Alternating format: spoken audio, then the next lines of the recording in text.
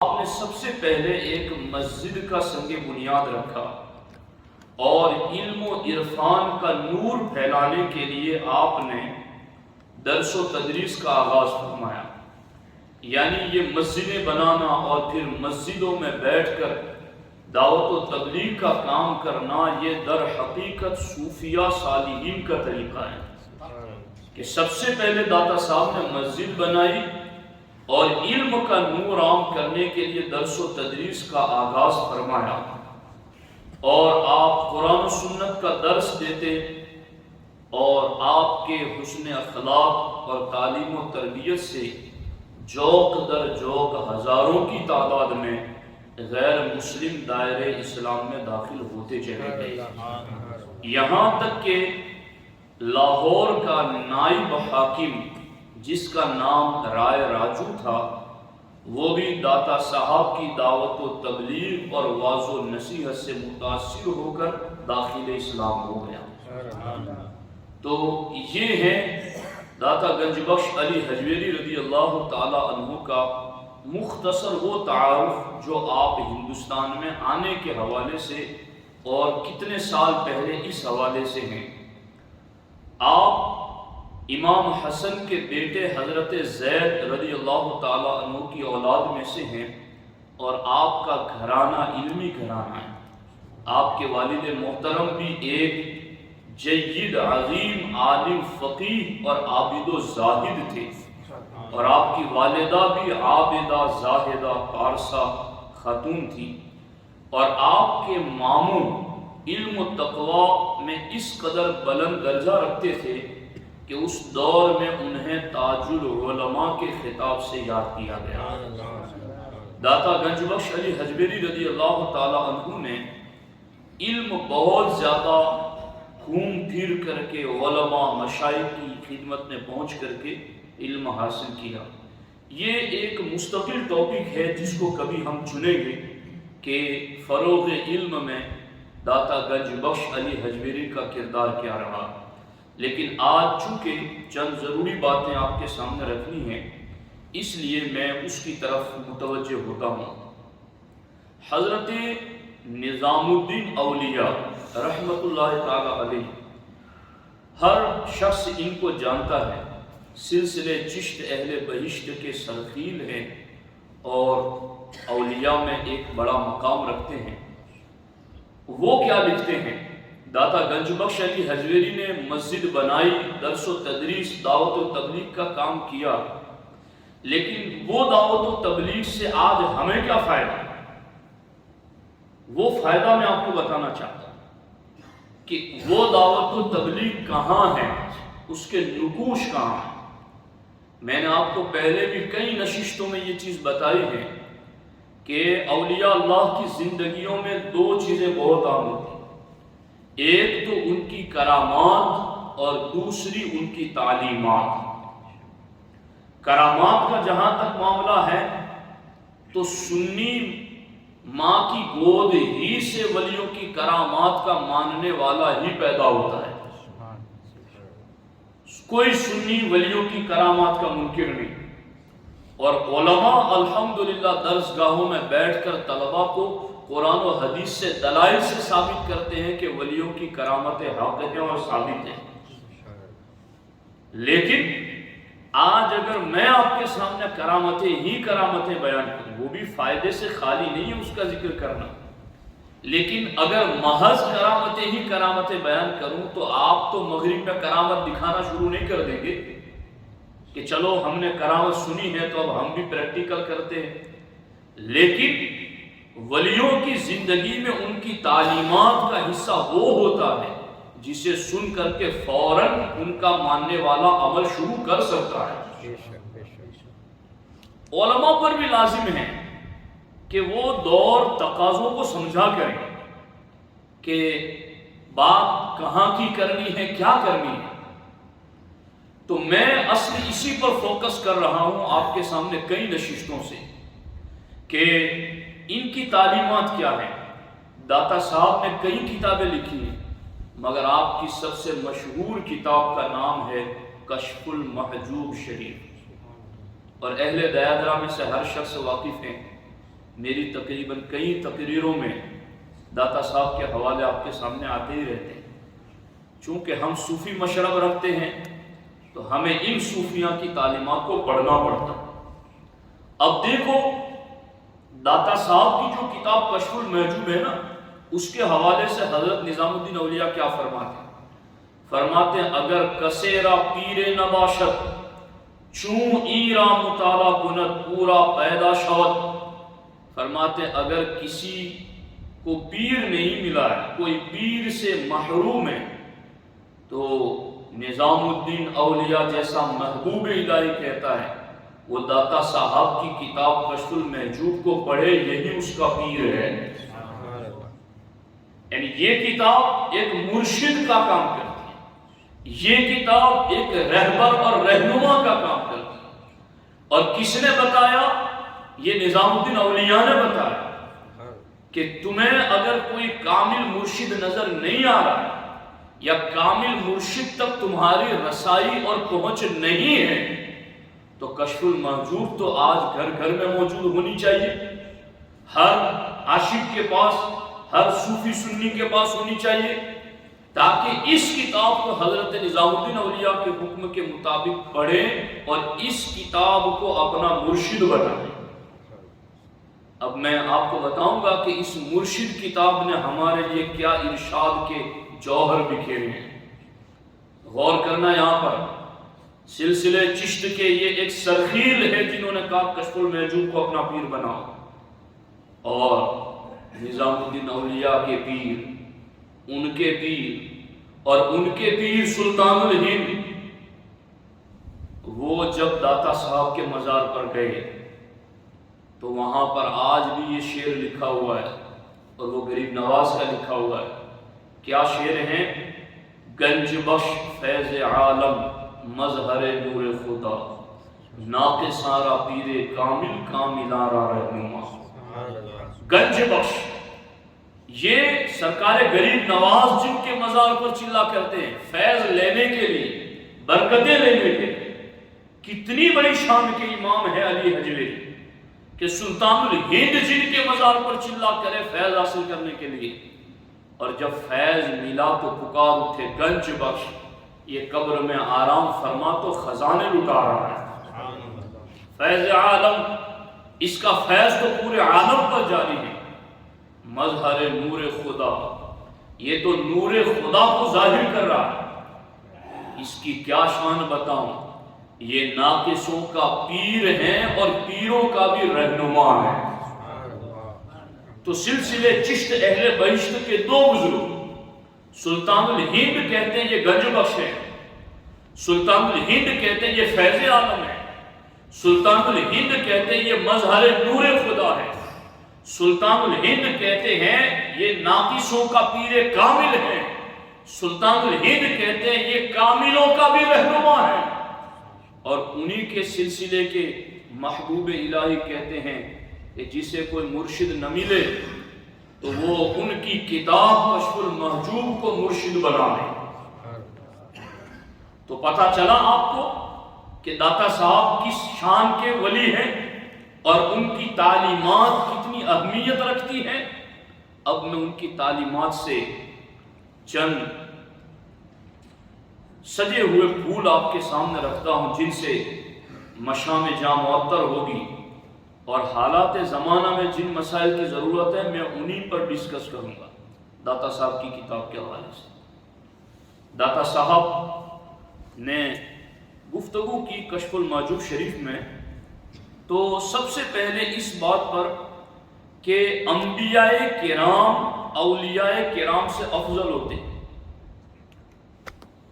انبیاء کرام اولیاء کرام سے افضل ہوتے ہیں۔ تو داتا صاحب نے اس کو کس انداز میں ذکر کیا کشف المحجوب میں، اور کشف المحجوب کا جو فارسی نسخہ ہے وہ لکھا ہوا ہے حضرت بہاؤالدین زکریا ملتانی علیہ الرحمہ کا۔ بات داتا صاحب کی ہے، لکھی ہے زکریا ملتانی علیہ الرحمہ۔ آپ کی زبان خاموش کیوں مجھے نہیں پتا ہے کہ یہ میں کن شہبازوں کی بات کر رہا ہوں،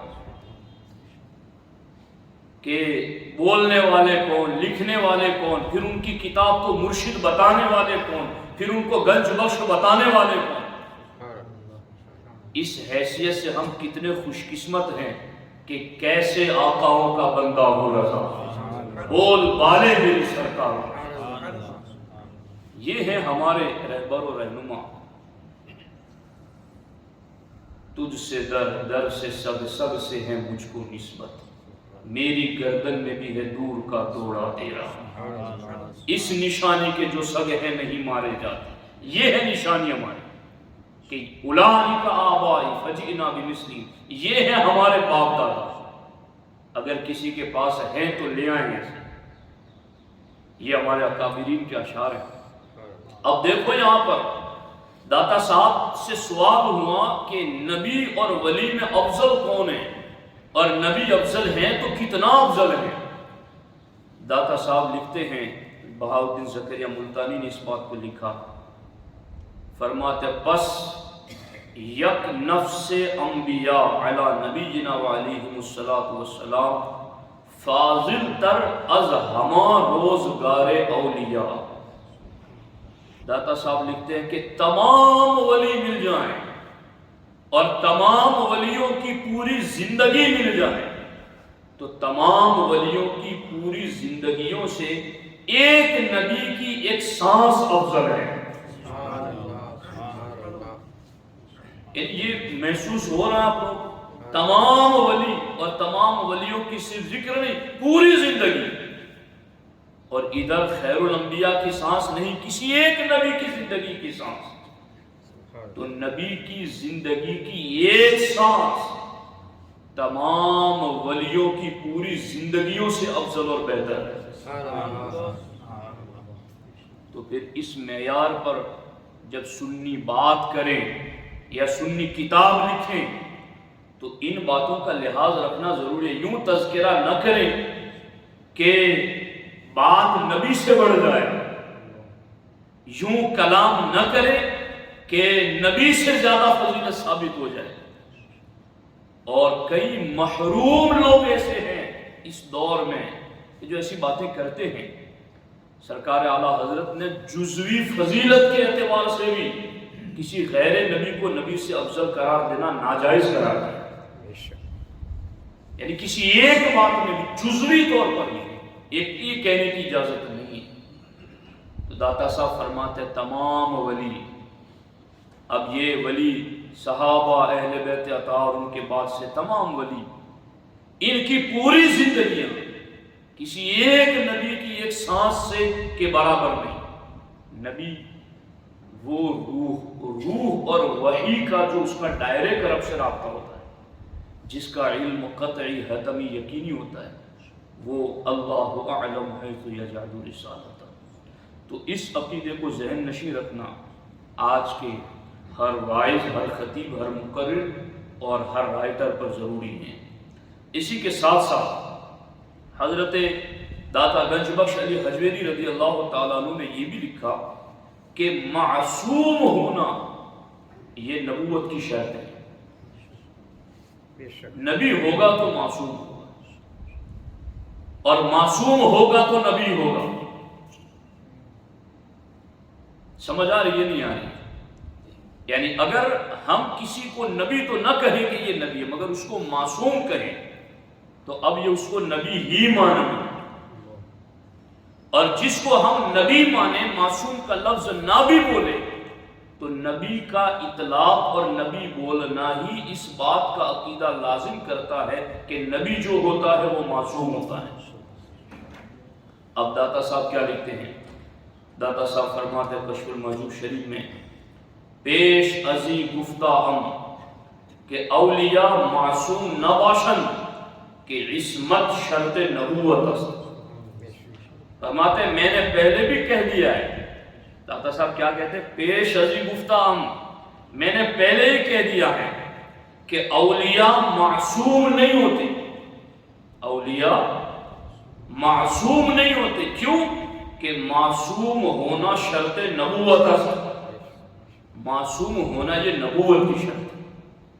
تو شرط ہوگا تو مشروط پایا جائے گا، یعنی معصوم ہوگا تو نبی ہوگا. تو اس لیے اہل سنت و جماعت کے یہ صوفیہ صالحین کی تعلیمات ہیں جو ہمیں آج بھی بتا رہی ہیں کہ انسانوں میں اگر معصوم ہیں تو وہ صرف نبی رسول ہیں، ان کے علاوہ اگر کسی کو کوئی معصوم مانتا ہے تو وہ عقیدے کا انکاری ہے۔ اب اس سلسلے میں اور بھی داتا صاحب کی باتیں ہیں جن میں ایک تیسرا جز میں آپ کے سامنے رکھتا ہوں، اور اصلی یہاں میں ایک بات کی طرف میری توجہ نہ رہی لیکن میں اس کو درمیان میں عرض کر دیتا ہوں کہ یہ باتیں میں کیوں کر رہا ہوں۔ داتا صاحب نے کشف الموجود شریف میں لکھا کہ کلام دو طرح کا ہوتا ہے۔ کلام، داتا صاحب فرماتے ہیں کلام دو طرح کا ہوتا ہے۔ فرماتے ایک ہے کلام حق اور دوسرا ہے کلام باطل، غلط بات کرنا اور ایک سچی بات کرنا۔ داتا صاحب فرماتے اسی طرح خاموشی بھی دو طرح کی،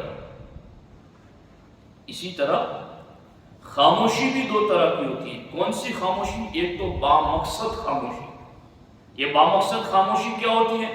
مثلا فکر آخرت میں یا شریعت کے احکام پر غور و فکر کرنے کے لیے کوئی خاموشی، چپ ہے مگر آخرت کے بارے میں سوچا ہے، چپ ہے مگر شریعت کے احکام کے بارے میں سوچا ہے۔ اور دوسری خاموشی غفلت والی، یعنی یہ غفلت بری خاموشی کون سی ہے کہ گندے تصورات کی وجہ سے خاموشی، چپ ہے مگر دنیا کی بیجا خیالات کی وجہ سے چپ ہے۔ اب داتا صاحب فرماتے ہیں ہر شخص کو خاموشی کی حالت میں اچھی طرح غور کر لینا چاہیے کہ اگر اس کا بولنا حق ہے، یعنی کلام حق سچ بات بولنے کے لیے کلام کرتا ہے تو بولنا اس کی خاموشی سے بہتر ہے۔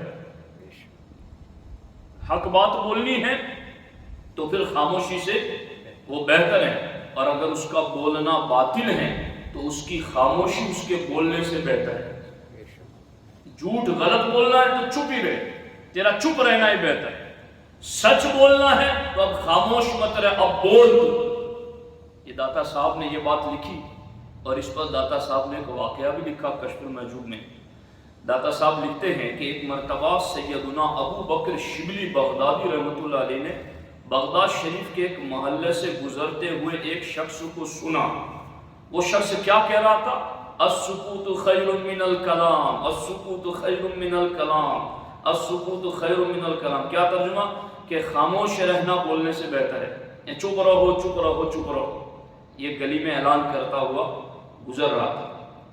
حضرت داتا صاحب لکھتے ہیں کہ حضرت ابو بکر شبلی نے اسے فرمایا تیرے بولنے سے تیرا خاموش رہنا اچھا ہے، لیکن میرا بولنا خاموش رہنے سے بہتر ہے۔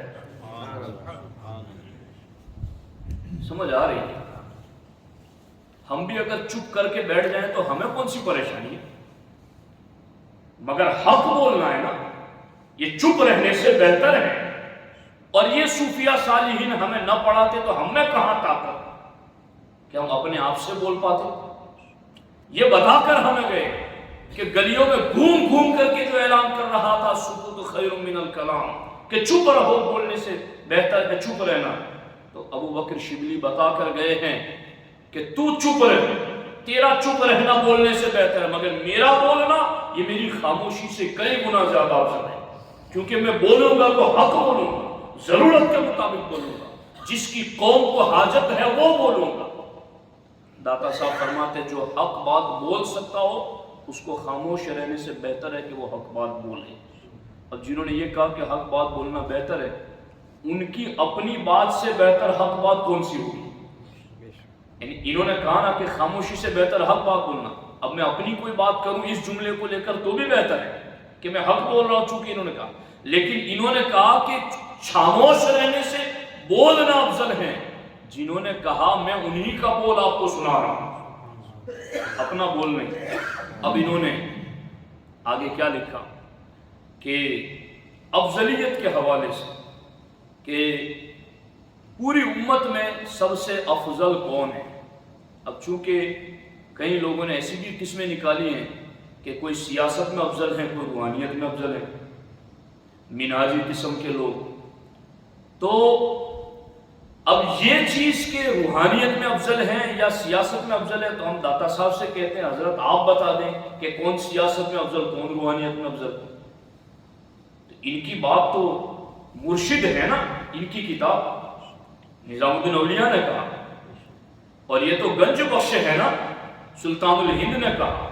तो उनका एक खजाना ये भी है कि ये अकीदा पकड़ो तो खजाना पा जाओगे, ये भी एक खजाना है इनका।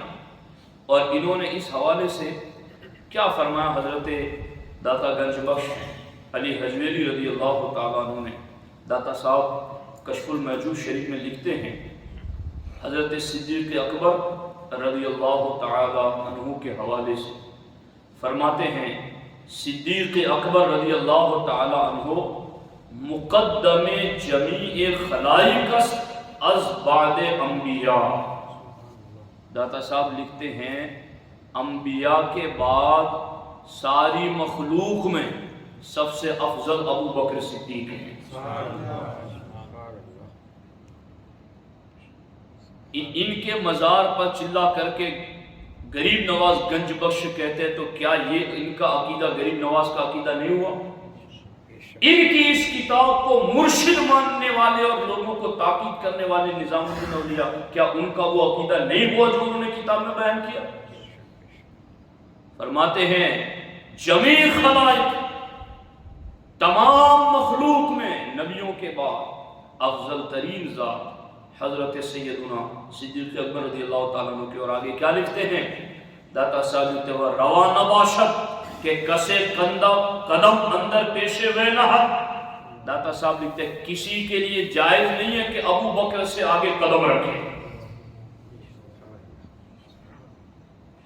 किसी के लिए जायज नहीं है कि अबू बकर सिद्दीक से आगे कदम रखे। ये दाता साहब। अब दाता साहब आगे एक मकाम पर इस सिलसिले में ये भी लिखते हैं कि अबू बकर सिद्दीक का ये मामला इतना अफजल क्यों है। उसकी एक वजह दाता साहब लिखते हैं, फरमाते अज आँचे सफारा असले व फरए असल। मैं तर्जुमा ही कर देता हूँ वक्त के लिहाज से। दाता साहब लिखते हैं कि तसव्वुफ के बारे में एक असल है, एक फरा है। असल माने एक जड़ है और फरा माने शाख, कि तसव्वुफ की एक जड़ है और एक शाख है। असलश इंक़िताए दिलस अज़ अग़यार। फरमाते हैं जड़ ये है कि दिल अग़यार से मुनक़ता और जुदा हो जाए, किसी गैर की तरफ दिल न जाए। ये तसव्वुफ की जड़ है।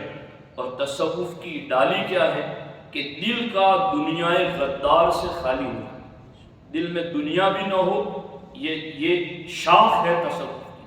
और दिल में कोई गैर ना हो, ये तसव्वुफ की बुनियाद है। अब दाता साहब के लफ्ज़ सुनना।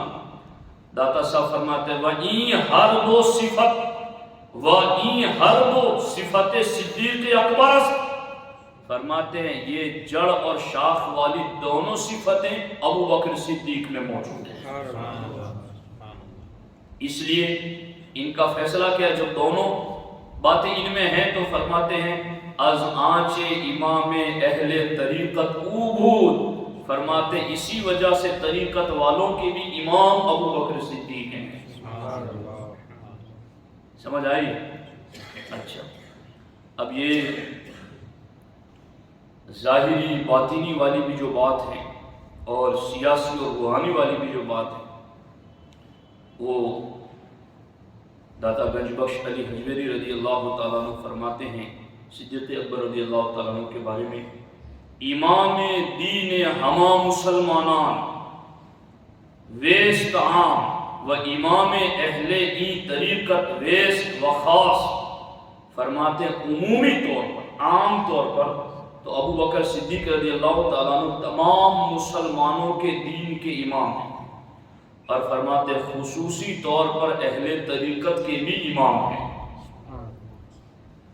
ये हैं दाता गंज बख्श अली हजवेरी रज़ी अल्लाह ताला अन्हु का अक़ीदा और नज़रिया अफजलियत के हवाले से।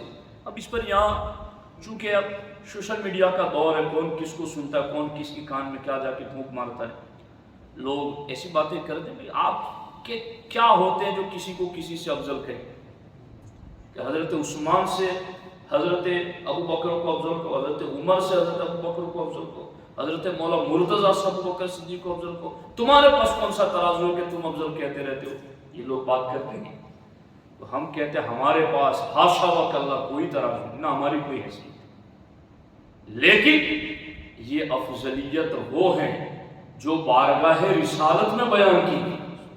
بخاری میں موجود کہ حضور علیہ السلام کے سامنے صحابہ کہتے تھے کہ ہم حضور کے زمانے میں یہ کہتے تھے کہ سارے صحابہ میں سب سے افضل ابو بکر صدیق ہیں، تو سرکار نے کبھی انکار نہیں کیا بلکہ اس کو پسند فرمایا. ہم تو بیان کرنے والے کہ جو عقیدہ اجماع سے صحابہ کے چلا آ رہا ہے وہ بیان کرنے والے. ہمارے پاس کوئی اپنا ترازو نہیں ہے، ہماری کیا حیثیت ہے ان اعلیٰ بارگاہوں کے مقابلے. اور ہاں کئی مقامات ایسے بھی آئے جہاں افضلیت کے بارے میں کلام نہ کیا گیا.